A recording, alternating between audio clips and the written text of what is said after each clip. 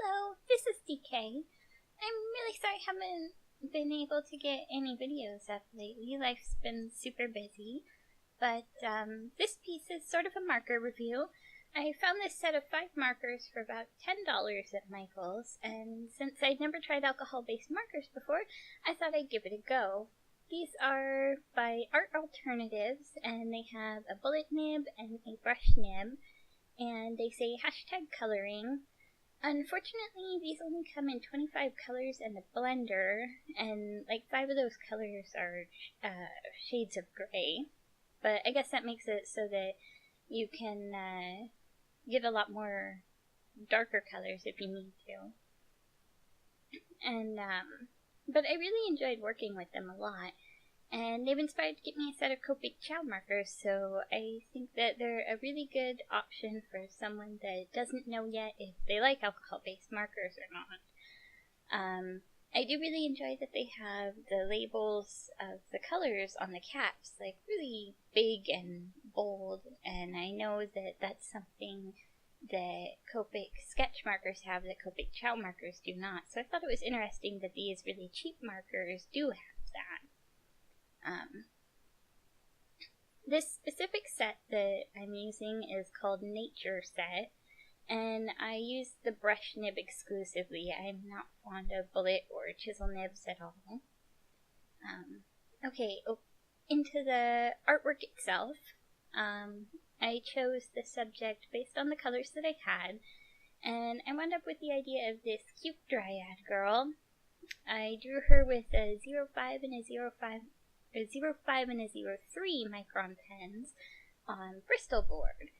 And I worked from light to dark and then back into light to blend and soften the edges. And to give her a little more depth, I went back into her body with a lighter green in the highlight areas and a darker green in the shadows. I did that a little bit with the hair using the light brownish, yellowish color, but I didn't go in with the dark brown because I wanted her hair to stay pretty green. And the only time that I used the super saturated, like emerald green color was for her eyes, because I wanted them to stand out just a little bit more than the rest of her body. All in all, I had a lot of fun. It was a little bit of a challenge because it was such a limited palette. And towards the end, I used some white acrylic paint to add highlights. But I think that it turned out really nice, and I'm really enjoying working with markers, so hopefully in the future you guys will see a lot more Copic and marker type drawings. I'd like to do a cheap art supply video at some point in time. I always find those to be just really fun to watch. And sorry that I keep saying and stuff. I'm not really good at this narration thing yet, but hopefully I'll get better. So yeah, I just basically everything that I know about markers I learned from watching Bailey J and Jazza use them, and I couldn't get perfectly smooth edges, but I think a lot of that has to do with the really small color selection here. I had a really dark brown and a really, really light, almost white color brown.